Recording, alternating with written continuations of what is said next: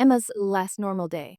Emma Rose Carter didn't believe in fate. She believed in hard work, science, and the power of a really good cup of coffee. At 26 years old, she was a marine biologist working at the New England Aquarium in Boston, specializing in sea turtle rehabilitation. Her life was exactly what she'd always dreamed it would be, full of purpose, independence, and the quiet satisfaction of knowing she was making a difference. December 3rd, 2022, started like any other Saturday. Emma woke up at 6 a.m. in her studio apartment in South Boston, went for a run along the harbor despite the cold, and spent the morning at the aquarium checking on Crush, a juvenile loggerhead turtle who'd been rescued after getting tangled in fishing nets. By afternoon, Crush was doing better, swimming strongly in the rehabilitation tank, and Emma felt that familiar surge of joy that came with seeing an animal recover. "You're going to make it, buddy," she whispered, watching Crush navigate the water with increasing confidence. "You're going to go back home." Her best friend and roommate from college, Zoe, called around 3 p.m. "Please tell me you're coming tonight. You promised, no backing out this time." Emma had forgotten. Zoe's birthday party. 20 people at some trendy bar in Cambridge that Emma would normally avoid, preferring quiet nights with documentaries and herbal tea. "I don't know, Zoe. I'm exhausted, and you're always exhausted. You're 26, not 66. Come on, Emma. It's my birthday. You're my best friend. I need you there." The guilt trip worked, as it always did. "Fine, but I'm not staying late." "You never do," Zoe laughed. "See you at 8. Emma stayed at the aquarium until 7, finishing paperwork and checking on the other animals in rehabilitation: 2 harbor seals, a small shark, and 3 different species of sea turtles, each with their own story of injury and survival. She loved this place, loved the quiet after the crowds went home, loved being surrounded by life in all its resilient, beautiful forms. She didn't know it would be the last time she'd walk through those halls for over a year. The party was already in full swing when Emma arrived at 8:30. Zoe squealed and hugged her, introducing her to various people whose names Emma immediately forgot. She nursed a single glass of wine, made small talk, and counted down the minutes until she could politely leave. At 10:47 p.m., she ordered an Uber. At 10:53 p.m., she climbed into a Toyota Camry driven by a man named Marcus who had a 4.9-star rating and 10,000 rides completed. At 11:04 p.m., they were driving through an intersection in Somerville when a pickup truck ran a red light at 60 miles per hour. Marcus swerved, but it wasn't enough. The truck hit the passenger side, Emma's side, with the force of a small bomb. The sound was catastrophic: metal shrieking, glass exploding, the horrible crunch of a car folding in on itself like paper. Emma's last conscious thought was a strange one. She hoped someone would remember to feed Crush tomorrow. Then everything went black. The man who couldn't look away, Ryan Mitchell, was walking home from his favorite coffee shop, a 24-hour place in Davis Square where he went to write when his apartment felt too empty, when he heard the crash. He was 31 years old, a best-selling true crime author who'd moved to Boston 3 years ago for a fresh start after a divorce that had left him hollow and cynical about love. He ran toward the sound, phone already out, and dialing 911, his heart hammering against his ribs. The scene was chaos. The pickup truck had spun out, its driver stumbling around in obvious shock. The Uber was crushed on the passenger side, steam rising from the crumpled hood. Ryan reached the car first. The driver, Marcus, was conscious, dazed but moving. But the passenger, she was slumped against the shattered window, blood running down her face from a gash above her eye. Her auburn hair was matted with it. She wasn't moving. "Ma'am?" Ryan reached through the broken window, checking for a pulse. "There. Faint but steady. Stay with me, okay? Help is coming. Just stay with me." He kept his hand on her wrist, feeling that fragile pulse, talking to her continuously, even though she didn't respond. "My name is Ryan. I'm right here. You're going to be okay. I promise you're going to be okay." He didn't know if he was lying. The ambulance arrived in 6 minutes. Boston emergency response was excellent, but it felt like hours. The paramedics had to cut away part of the car to get her out safely. Ryan stood back, watching them work with professional efficiency, feeling helpless and strangely devastated for this woman he'd never met. "Are you family?" one of the paramedics asked him. "No, I was here. I called 911. You probably saved her life. Another few minutes and she might have bled out." Ryan watched them load her into the ambulance, lights flashing red and blue against the night sky. He noticed her purse had fallen out of the car during the extraction. He picked it up, meaning to give it to the police, but something made him hold onto it instead. Inside, he found her wallet, Emma Rose Carter, according to her driver's license. Born April 15, 1996. Organ donor. A membership card for the New England Aquarium with staff printed across the top. A photo tucked behind her license. Emma with her arms around an older couple, everyone grinning at the camera. Her parents, probably. He stood there in the cold December night, holding the purse of a stranger named Emma Carter, and felt the strangest sensation wash over him. Like recognition, even though he'd never seen her before. Like something important had just begun, even though the scene around him looked like an ending. The police took his statement. The truck driver was arrested, drunk driving, second offense. Marcus was taken to the hospital with minor injuries. The intersection was closed down, marked with flares and yellow tape, and Ryan walked home with Emma's purse, unable to shake the feeling that his life had just changed in ways he couldn't begin to understand. The silence of waiting. Ryan went to Massachusetts General Hospital the next day. He told himself he was just returning Emma's purse, being a good citizen. But really, he needed to know if she was alive. The ICU nurse at the desk was a tired-looking woman named Sandra who'd clearly been up all night. "Emma Carter?" she said when Ryan asked. "Are you family?" "No, I was at the accident. I have her purse. I wanted to make sure she's okay." Sandra's expression softened. "She's alive. Critical condition. The doctors induced a coma to let the swelling in her brain go down. It's too early to know more than that. Has her family been notified? Her parents are flying in from Oregon. Should arrive tonight. Her friend Zoe has been here since they brought Emma in." Sandra paused, studying Ryan's face. "You look like you need coffee. There's a cafeteria on the second floor. Why don't you leave the purse with me? I'll make sure it gets to her room." But Ryan found himself asking, "Can I see her? Just for a minute?" He shouldn't have been allowed. HIPAA regulations, visitor restrictions, all of that. But something in his face must have moved Sandra, because she said, "Room 304. 5 minutes. Don't touch anything." Emma looked small in the hospital bed, dwarfed by machines and monitors. The gash on her head had been stitched and bandages wrapped around her skull. Her face was bruised, swollen on one side. An intubation tube helped her breathe. The steady beep of the heart monitor was the only sound besides the whoosh of the ventilator. Ryan stood in the doorway, uncertain. What had he expected? That she'd wake up and thank him? That seeing her would answer the strange pull he'd felt last night? She just looked young and hurt and impossibly vulnerable. "I brought your purse," he said quietly, feeling ridiculous talking to an unconscious person. "The nurses will keep it safe for you. I'm sorry this happened. I hope you wake up soon." He left the room quickly, running into a woman in the hallway, late 20s, blonde, eyes red from crying. "Are you a doctor?" she asked desperately. "No, I was at the accident." "Are you Zoe?" "How did you?" Zoe stopped, shaking her head. "Doesn't matter." "Yes, I'm Zoe. Emma's best friend. The doctors say they don't know when she'll wake up. They don't know if she'll wake up. They keep using words like traumatic brain injury and uncertain prognosis, and I don't know what to do." Ryan did something he never did with strangers. He pulled Zoe into a hug, and she sobbed against his shoulder while people moved around them in the busy hospital corridor. "She'll wake up," Ryan said, even though he had no way of knowing if that was true. "She will." He gave Zoe his phone number before leaving. "If you need anything, coffee, food, someone to talk to, call me, okay?" "I mean it." Zoe nodded, wiping her eyes. "Thank you for being there. Thank you for helping her." Ryan went home and couldn't write a single word. He sat at his computer, staring at the half-finished manuscript of his latest book, a true crime story about a cold case from the 1990s. And all he could think about was Emma's face, pale against the hospital pillow. He'd spent 3 years writing about death, investigating tragedies, interviewing victims' families. He'd become numb to it, treating horror as material, keeping emotional distance as a professional necessity. But something about Emma had cracked through that numbness. Maybe it was being there at the moment of impact. Maybe it was holding her wrist and feeling her pulse flutter like a trapped bird. Maybe it was the photo in her wallet of her smiling with her parents, so full of life and possibility. Or maybe it was something else entirely, something he didn't have words for yet. He went back to the hospital the next day, and the day after that, and the day after that, learning her story. Emma's parents arrived from Portland, David and Susan Carter, both in their early 60s, looking shell-shocked and devastated. Ryan met them on his third visit, when he'd worked up the courage to actually go into Emma's room instead of just checking with the nurses and leaving. "You're Ryan," Susan said, recognizing him from Zoe's description. "The man who called 911.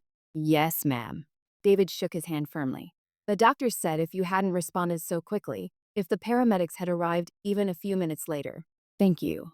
Thank you for saving our daughter. Ryan didn't feel like a hero. He felt like someone who'd stumbled into the middle of a story and couldn't find his way back out.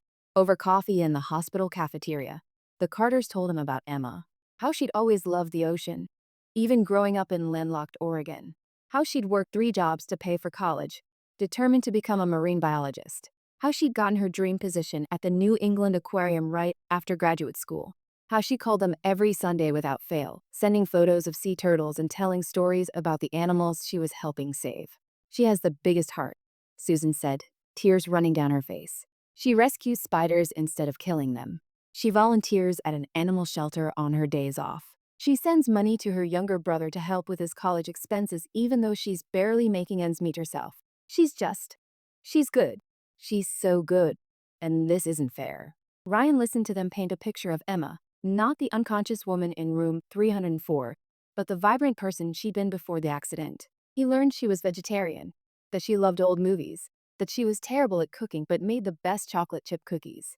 He learned she'd been single for 2 years after a breakup with her college boyfriend, that she was close with her family, that she dreamed of one day working in marine conservation in the Caribbean. He learned everything and nothing, because the most important thing, whether she'd wake up, whether she'd still be Emma when she did, remained unknown. The Carters had to return to Oregon after a week.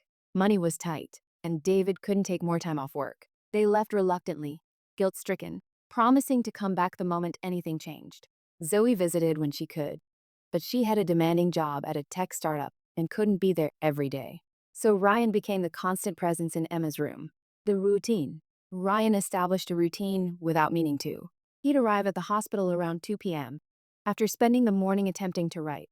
He'd check in with the nurses, he'd gotten to know all of them by name now, and get an update on Emma's condition.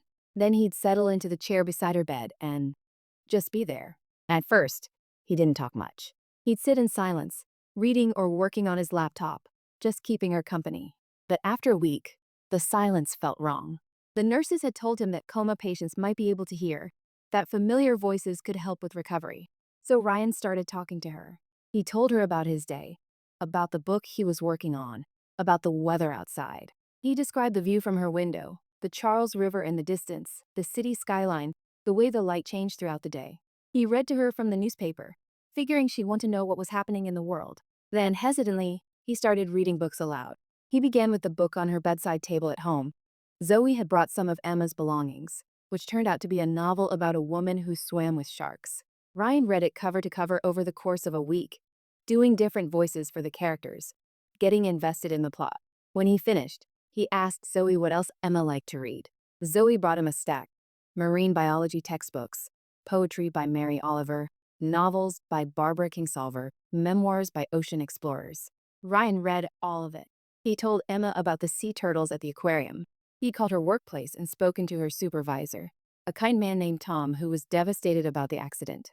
Tom told him about Crush, the turtle Emma had been working with, who was doing well and would be released in the spring.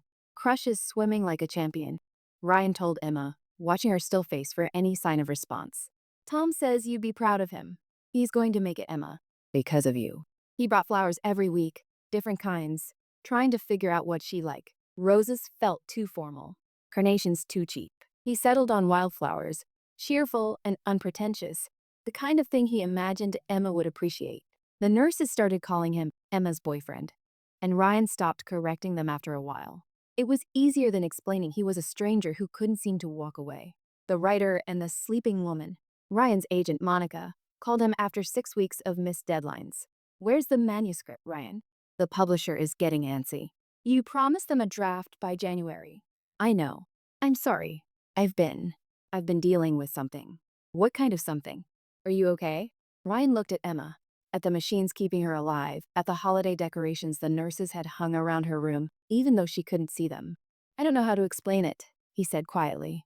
He tried, though. He told Monica about the accident, about Emma, about the inexplicable pull that kept bringing him back to this hospital room day after day. Monica was silent for a long moment. Ryan, I say this with love. Have you talked to someone? A therapist. Because this sounds like. I don't know what this sounds like, but it's not healthy. I know how it sounds. Do you? Because it sounds like you're fixating on a stranger instead of dealing with your actual life. You're supposed to be working, moving forward, dating again. I don't want to date. It's been 3 years since the divorce. I know how long it's been. Then why are you sitting in a hospital room with a woman you've never actually met instead of living your life? Ryan didn't have a good answer. Or maybe he did. But it wasn't one he could articulate. How could he explain that sitting with Emma felt more real than anything else in his life? That reading to her, talking to her, keeping vigil over her unconscious form had become the most important thing he did. Just give me another month, he told Monica. I'll finish the book, I promise. He meant it when he said it. But when he sat down to write later that night, the words wouldn't come. His half-finished manuscript about a 30-year-old murder felt hollow and meaningless. Who cared about past deaths when present life hung in such precarious balance? Instead, Ryan found himself writing something different. Not a true crime book, but something else. A story. Fiction. Which he'd never written before. It was about a man who watched a woman's car accident and couldn't walk away. About learning to care for someone you'd never spoken to. About the strange intimacy of one-sided conversations and the act of bearing witness to someone's unconscious struggle. He wrote in Emma's hospital room, reading passages aloud to her, asking what she thought even though she couldn't answer. The nurses would peek in and smile, shaking their heads at this strange man who'd adopted their patient like she was family. You're good for her, you know, Nurse Sandra told him one evening. Her vitals are always better after you visit. Heart rate more steady. Brain activity slightly elevated. I don't know if she can hear you, but her body responds to your voice. Ryan felt a spark of hope at that. Really? Really. Keep talking to her, Ryan. Keep reading. It matters. The long winter. Christmas came and went. Emma's family couldn't afford to fly back to Boston. So Ryan spent Christmas Day in her hospital room, reading her a Christmas carol and telling her about the snow falling outside. Your first Boston winter, he said, adjusting the small plastic Christmas tree the nurses had put on her bedside table. I know you can't see it, but it's beautiful, Emma. Everything's white and clean. The Charles River is starting to freeze. When you wake up, not if, when, I'll take you to see it properly. We'll get hot chocolate and walk along the river and you can tell me all about sea turtles. He'd started saying, when you wake up instead of if.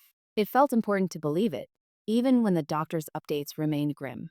The swelling in her brain had gone down, which was good, but she wasn't showing signs of regaining consciousness, which wasn't. New Year's Eve, Ryan brought champagne, sparkling cider, actually, since he wasn't going to drink alcohol alone in a hospital room, and 2 plastic cups. He poured one for himself and set one beside Emma's bed. Happy New Year, Emma, he said, raising his cup in a toast. 2023, your year. The year you wake up and get back to your life. I believe that. I have to believe that. Outside the window, fireworks exploded over Boston Harbor.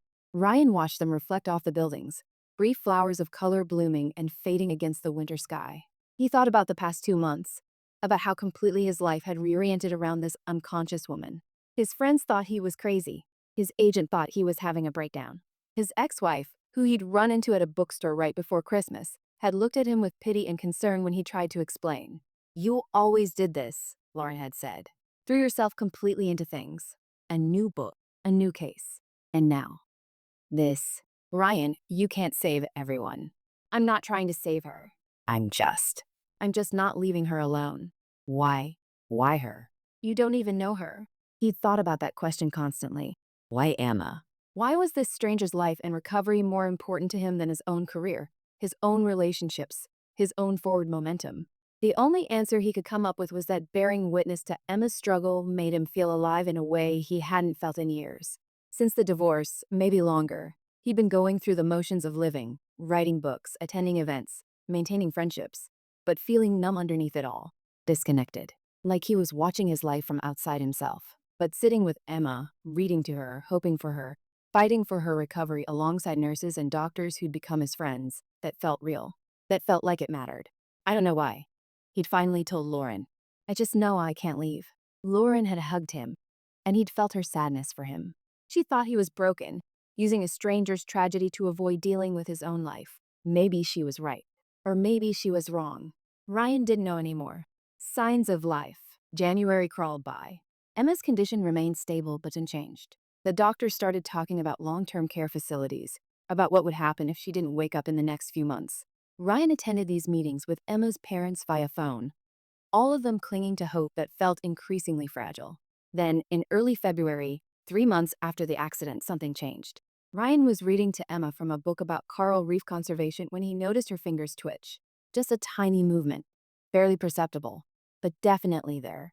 He stopped reading mid-sentence, staring at her hand. Emma? Nothing. He'd almost convinced himself he'd imagined it when it happened again. Her right index finger curled, then relaxed. Ryan lunged for the call button. I need a nurse. Something's happening. Sandra came running, followed by 2 other nurses. They checked Emma's vitals, her reflexes, examined her carefully while Ryan stood back, his heart hammering. It could be involuntary movement, Sandra warned. But her eyes were bright with hope. But it's a good sign. A very good sign. Dr. Patel, Emma's neurologist, came by within the hour. She did a full examination, shining lights in Emma's eyes, checking her responses. We're seeing increased brain activity, she confirmed. She may be starting to emerge from the coma. But I want to manage expectations. This process can take days or even weeks. And we don't know yet what her cognitive function will be like. Ryan called the Carters immediately. Susan cried on the phone. She's waking up. She's really waking up. We don't know for sure yet, but there are signs. Good signs. Over the next week, the signs increased. Emma's eyes started moving under her lids. Rapid eye movement that suggested dreaming. Her fingers twitched more frequently. Once her lips moved, like she was trying to speak. Ryan was there for all of it, documenting everything, calling the Carters with updates, reading to Emma constantly now, convinced his voice was helping bring her back. Come on, Emma, he urged, holding her hand. You've been asleep long enough. Time to wake up. Your sea turtles need you. Crush is waiting. Your parents are waiting. I'm waiting. Please, Emma, come back. The return. Emma woke up on February 12, 2023, 3 months and 9 days after the accident. Ryan was reading her a research paper about sea turtle migration patterns. He'd gotten surprisingly interested in marine biology over the past 3 months when her eyes opened. Actually opened. Focusing. Looking around the room in confusion before landing on his face. Ryan froze, the paper falling from his hands. Emma? Her lips moved. She still had the breathing tube, couldn't speak, but her eyes were alert, aware, terrified. Don't panic, Ryan said quickly, pressing the call button while keeping his eyes locked on hers. You're in the hospital. You were in an accident. You're safe. The doctors are coming. Just stay calm, okay? You're going to be okay. The room flooded with medical staff. Ryan was pushed out into the hallway, where he stood with his back against the wall, shaking, unable to process what had just happened. She was awake. After 3 months of waiting, hoping, praying to a God he wasn't sure he believed in, Emma was awake. Zoe arrived within 20 minutes of his call. The Carters were on the next flight from Portland. The hospital room was chaos, doctors running tests, nurses checking vitals, everyone moving with urgent purpose. Ryan and Zoe sat in the waiting area, neither speaking, both too overwhelmed for words. You were there every day, Zoe finally said. Or 3 months. You barely knew her, and you were there every single day. I couldn't leave her alone. Why? It was the same question everyone kept asking. Why her? Why this stranger? I don't know, Ryan admitted. Or maybe I do. But I can't explain it. Being there for her felt like the most important thing I could do. More important than my work, my life, anything. It felt like I was supposed to be there. Zoe studied his face for a long moment. You're in love with her. Ryan opened his mouth to deny it, then stopped. Was he? Could you fall in love with someone you'd never had a conversation with? Someone who'd been unconscious the entire time you'd known them? But what else would you call sitting vigil for 3 months? Reading aloud for hours at a time? Learning everything about someone's life from the people who loved them? Feeling your heart stop every time the monitors beep differently? Celebrating tiny victories like finger twitches and dreaming of the day they'd open their eyes? I don't know what I am, Ryan said honestly, but I care about her. More than I've cared about anything in a long time. Dr. Patel emerged from Emma's room, looking cautiously optimistic. She's stable, responsive. We've removed the breathing tube, and she's breathing on her own. She's confused and disoriented, which is completely normal. We're running cognitive tests, but so far, she seems remarkably intact. Can we see her? Zoe asked. Family only for now. She's overwhelmed. We need to take it slow. Zoe went in. Ryan waited in the hallway, suddenly uncertain. What was he really? Not family. Not a friend. Despite the months of one-sided friendship he'd built. Just a stranger who'd been there, who'd witnessed her worst moment and decided to stay. Would Emma even remember his voice? Want him there. After 30 minutes, Zoe came back out, eyes red. She wants to see you. What? Emma. She asked about the man who reads to her. She knows your voice, Ryan. She wants to meet you. The introduction. Emma looked tiny in the hospital bed, propped up on pillows, her hair cut short during one of her medical procedures, curling around her face. She had dark circles under her eyes and her skin was pale, but her green eyes were alert, tracking Ryan as he entered nervously. Hi, he said, feeling absurdly awkward. I'm Ryan, the man who reads, Emma said. Her voice was hoarse from the breathing tube, barely above a whisper. I heard you. For months. I couldn't move or speak or open my eyes, but I heard you. Ryan felt his throat tighten with emotion. You did? Not everything. It was like being underwater. Sounds were muffled distant, but your voice came through, reading to me, talking about sea turtles and the weather and your book, telling me about Crush. She smiled weakly. He's doing well. He's doing great. They're releasing him next month. Good. That's good. Emma closed her eyes for a moment, and Ryan wondered if she was falling asleep. But then she opened them again. Why did you stay? Zoe told me you were here almost every day, but you don't know me. We've never met. I was there when it happened, Ryan said, pulling the chair closer to her bed but not sitting. He felt too restless. I saw the truck hit your car. I called 911. I held your hand while we waited for the ambulance. And then I needed to know if you survived. So I came to the hospital just to check. But then I couldn't leave. I don't know how to explain it, Emma. Every time I tried to stop coming, tried to go back to my regular life, it felt wrong. It felt like abandoning you. And I couldn't do that. Emma was quiet, studying him with an intensity that made Ryan nervous. He knew what he must look like to her. Some stranger who'd appointed himself her guardian, who'd invaded her life during its most vulnerable moment. Thank you, she finally said, for not leaving me alone, for reading to me. Your voice. It was my anchor, the thing I oriented myself around in the darkness. So thank you. Ryan felt something break open in his chest. You're welcome. I heard you tell me about your book, the one you're writing, the true crime thing. I'm not working on that one anymore, actually. I started something new, something different. What kind of different? A novel. My first one. It's about. Well, it's about a man who witnesses an accident and can't walk away from the victim. It's about connection and fate, and the strange ways people come into each other's lives. Emma smiled, a real smile this time, despite her obvious exhaustion. So you're writing about us. I'm writing about what it feels like to care about someone you haven't properly met, about the intimacy of one-sided conversations, about hope and waiting and the choice to stay when it would be easier to leave. I'd like to read it someday, when it's finished. Deal. They talked for another 20 minutes before Emma's eyes started drooping. Ryan stood to leave, but she caught his hand weakly. Will you come back? She asked. Now that I'm awake, I mean. I understand if you want to go back to your life now. You've already done so much. I'll come back, Ryan said firmly. If you want me to, I'll come back every day. I want you to. The long recovery. Emma's parents arrived the next day, and Ryan met them properly for the first time since those early days after the accident. They hugged him like family, thanking him over and over until he felt embarrassed and overwhelmed. You gave us our daughter back, David said, gripping Ryan's shoulders. We'll never forget that. But the celebration was short-lived. Emma's recovery was going to be long and difficult. The doctors explained that she had significant physical rehabilitation ahead, months in a wheelchair or walker before she could walk independently again. Her cognitive function seemed intact, which was miraculous, but she struggled with concentration, fatigue, and occasional memory gaps. She'd lost her apartment during the coma. 3 months of unpaid rent meant the landlord had rented to someone else. Her job at the aquarium had been filled. Her savings were depleted by medical bills, despite insurance.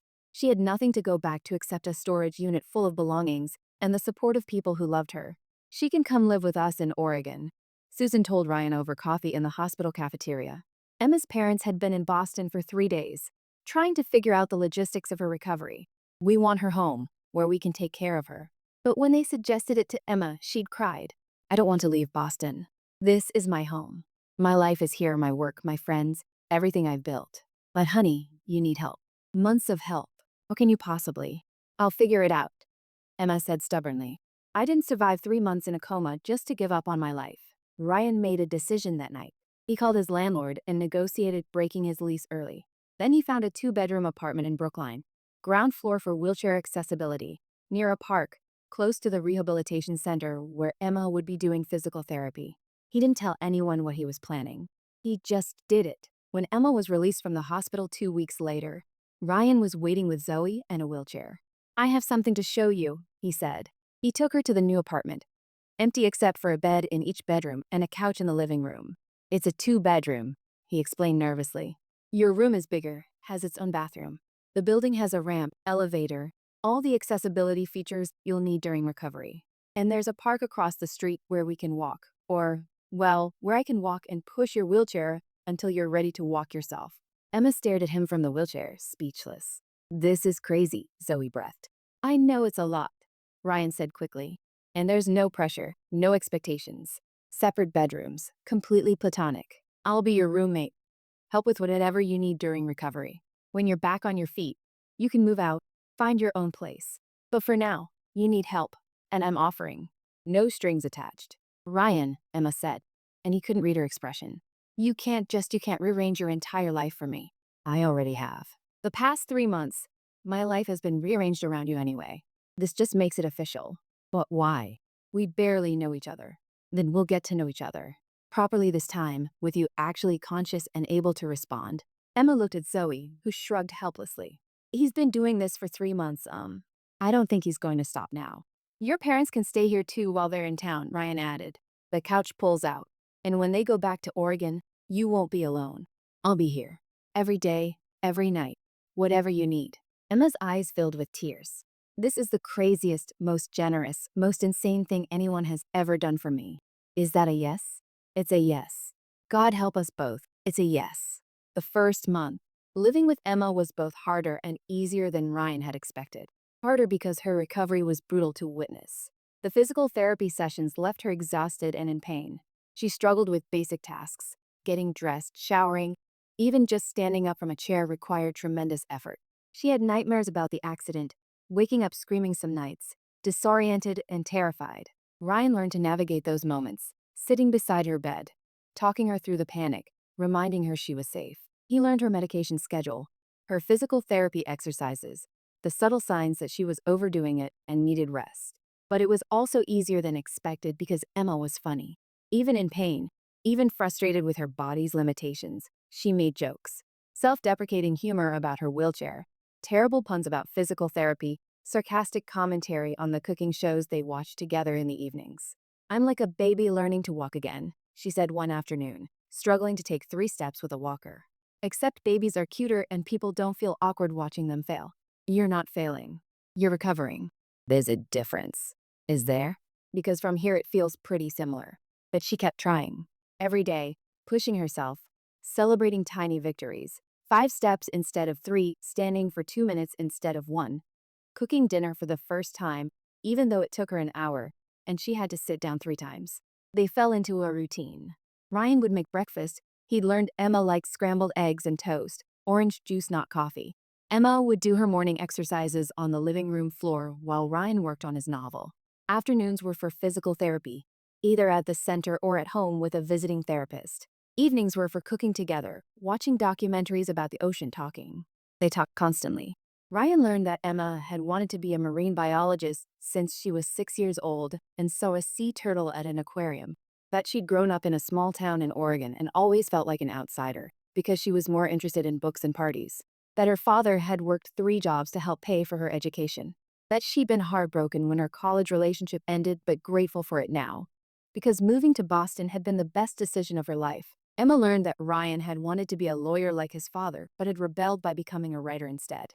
That his marriage had ended because his ex-wife wanted children and he didn't, or thought he didn't, though he was less certain about that now. That he'd spent years chasing stories about death and tragedy because it felt safer than writing about life and hope. That he'd felt numb and disconnected for years before the accident, going through the motions of living without really feeling alive. And now, Emma asked one night over dinner, pasta primavera that Ryan had made while Emma chopped vegetables from her wheelchair. "Now I feel alive. Too alive sometimes. Everything is more intense. Worry, hope, fear, happiness. It's exhausting." "Welcome to the world of actually feeling things," Emma said, smiling. "It's overwhelming, isn't it? Terrifying. But better than being numb?" Ryan considered. "Yeah, better than being numb." The complications. The problem was that Ryan was falling in love with Emma, really, truly falling in love. And he didn't know if what she felt was gratitude or something more. How could she possibly separate the two? He'd saved her life, read to her during her coma, taken her in during recovery. Of course she cared about him. Of course she was affectionate and grateful and wanted him around. But was that love? Or was it just the natural attachment that forms between a person and their caretaker? Ryan asked his therapist. He'd started seeing one at Emma's suggestion, which was ironic given that his agent had been telling him to do the same thing for months. I think you're overthinking this, Dr. Brooks said. She was a no-nonsense woman in her 50s who didn't let Ryan get away with self-deception. You're assuming Emma is incapable of distinguishing between gratitude and romantic feelings. That's pretty condescending. That's not what I mean, isn't it? You're essentially saying she can't trust her own emotions, that any feelings she has for you must be contaminated by circumstance. But the circumstances are pretty extreme. I was there during her most vulnerable time. That has to affect how she sees me. Of course it does. All relationships are shaped by circumstances. The question is, do you trust Emma to know her own heart? Or are you going to make decisions for her based on your fear? Ryan didn't have a good answer to that. The situation came to a head 2 months into living together. Emma was making real progress, walking with a cane now instead of the walker, going to the aquarium for short visits to see Crush before his release. She'd started applying for jobs, determined to get back to work. She was sitting on the couch one evening, looking through job postings on her laptop, when she suddenly closed it with a frustrated snap. "What's wrong?" Ryan asked from the kitchen, where he was doing dishes. "Nothing. Everything." "I don't know." Emma rubbed her eyes tiredly. "I'm grateful for everything you've done, Ryan. But I'm also starting to feel like I'm taking advantage of you.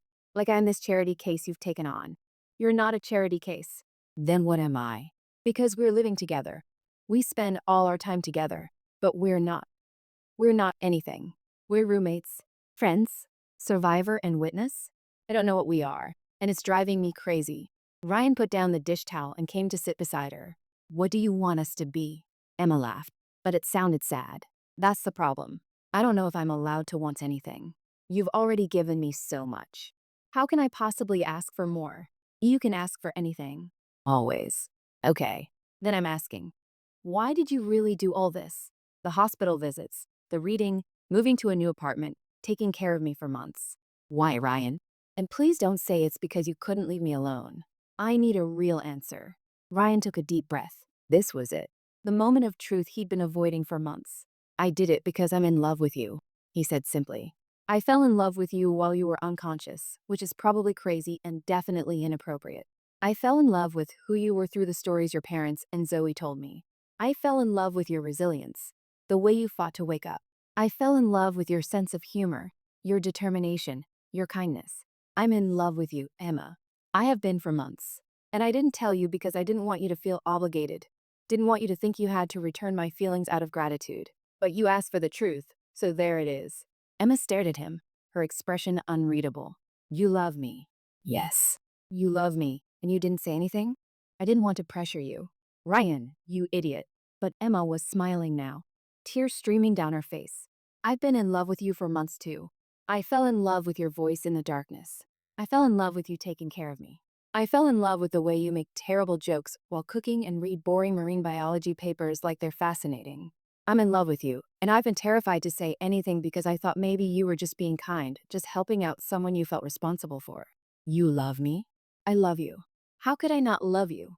You've been my constant through the worst time of my life. You've seen me at my weakest and never made me feel weak. You believed in me when I couldn't believe in myself. Of course I love you." Ryan kissed her then, finally, after months of wanting to.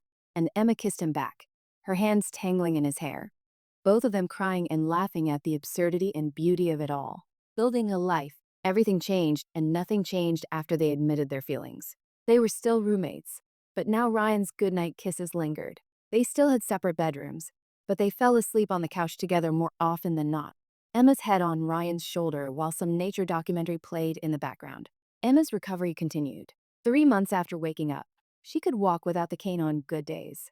4 months, and she was approved to return to work part-time at the aquarium, just a few hours a week at first, doing educational programs instead of the physical work of animal care. Ryan finished his novel, the one about the accident, about bearing witness. about the strange paths that lead people to each other. His agent loved it. The publisher wanted to buy it. It would be his first fiction book, a departure from his true crime work. And everyone thought it would be successful. I should thank you in the acknowledgments, Ryan joked one evening. To Emma, who gave me the best story I've ever told. Please don't. People will think I'm some manic pixie dream girl who existed just to inspire your art. You're not a manic pixie dream girl. You're a real person who almost died and had to relearn how to live. That's not a story trope. That's your life. Our life, Emma corrected. It's our life now, Ryan. For better or worse. They navigated the complications of their unusual relationship origin story. Emma's parents struggled with it at first. How could their daughter be with the man who'd witnessed her worst moment? Wasn't that weird? Wasn't there a power imbalance there? But when they visited Boston for Emma's 6-month post-accident checkup, they saw how Ryan and Emma were together, easy and affectionate and equal, and their concerns faded. You take care of each other, Susan observed. That's what matters. Not how you met, but how you are together. Zoe was more blunt. I always knew you two were going to end up together. The way he looked at you even when you were unconscious. The way you talked about him after waking up. It was inevitable. The release. In May, 6 months after the accident, 3 months after Emma woke up, they went to Crush's release ceremony at the aquarium. Emma's supervisor, Tom, had arranged for her to be the one to release the turtle back into the ocean. It was ceremonial. They were doing the release from a boat off Cape Cod, but incredibly meaningful. Emma stood on the boat in her aquarium staff shirt that Tom had saved for her, holding the carrying case that contained Crush. Ryan stood beside her, documenting everything with his camera. You ready? Tom asked Emma. More than ready. They opened the case and carefully placed Crush in the water. The turtle paused for just a moment, as if getting his bearings, then dove down and swam away with strong, confident strokes. The small crowd on the boat applauded. Emma watched Crush disappear into the blue water, tears streaming down her face. Go be free, buddy, she whispered. You made it. Ryan put his arm around her shoulders. You both did.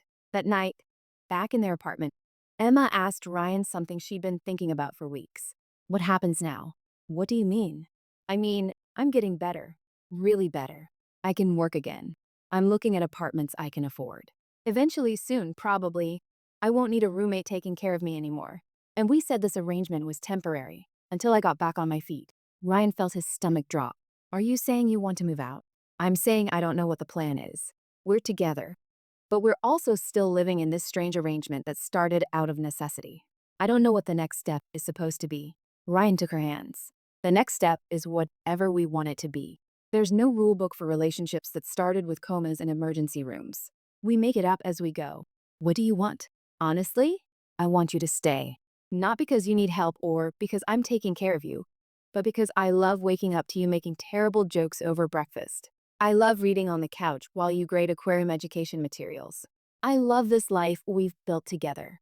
But Emma, if you need independence, if you need to prove to yourself that you can make it on your own, I understand. I'll support whatever you decide. Emma was quiet for a long moment. I don't need to prove I can make it alone. I've spent my whole life being independent, being self-sufficient. And you know what? It was lonely. Coming home to an empty apartment, eating dinner by myself, having no one to share the small victories and frustrations of daily life with. I don't want that anymore. What do you want? I want this. Us. This weird, unconventional, beautiful thing we've built. I want to stay, Ryan. Not because I need to, but because I want to. Ryan kissed her, relief and joy flooding through him. Then stay. For as long as you want. Forever, if you're willing. 1 year later, Ryan stood in the back of the bookstore, watching Emma talk to a group of children about sea turtle conservation. She was completely in her element, animated and passionate, making the kids laugh while teaching them about marine biology. His book had been published 3 months ago. The year of waiting had exceeded everyone's expectations, hitting the bestseller list, getting optioned for a movie.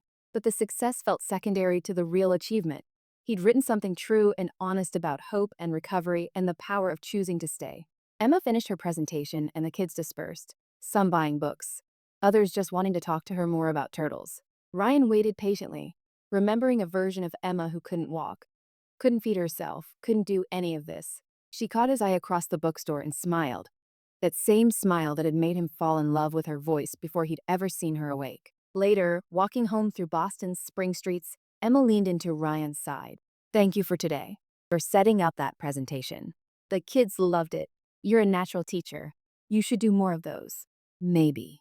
Tom said the aquarium wants to expand their education program. He offered me a full-time position coordinating it.